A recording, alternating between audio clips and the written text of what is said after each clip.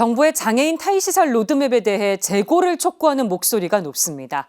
한국가톨릭장애인사도직협의회도 우려를 나타냈는데요. 짧은 기간에 밀어붙이듯이 획일화된 정책을 추진하는 건 문제라는 지적입니다. 이힘 기자의 보도입니다. 장애인 자녀를 둔 A씨는 자녀가 시설에서 나오게 될까 봐 두려워하고 있습니다.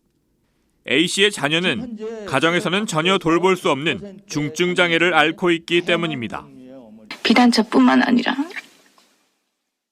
제가 알고 친구 가정도 가정 파탄이 난다고 지금 저랑 같이 같은 마음으로 공감하면서 서로 울고 있습니다.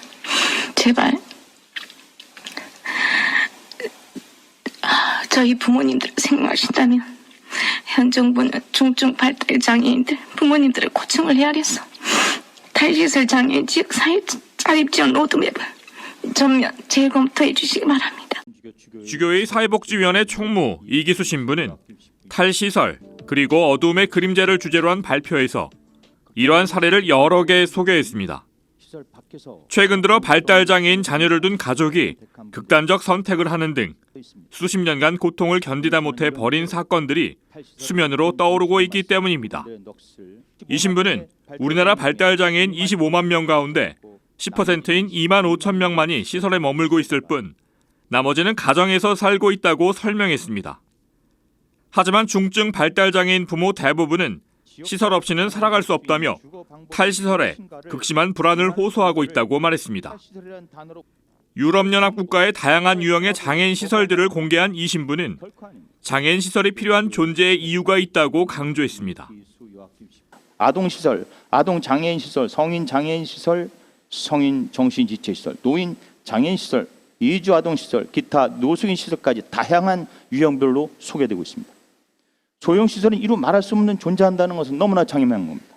그렇다면 우리 장차연과 인권단체에서 지적한 대로 이들 나라는 전부 장애인 유엔 권리 협약을 무시한 나라들입니까? 정부의 탈시설 시범 사업에 대한 전수조사를 촉구한 발표자도 있었습니다. 발달장애인들의 선택의 자유를 왜곡하고 탈시설이라는 이론의 실험장으로 강제적으로 내모는 국가 차원의 인권 유린에 대해서 탈시설 시범 사업에 대한 전면적인 전수조사가 필요하며 또 만족도 조사가 필요하다.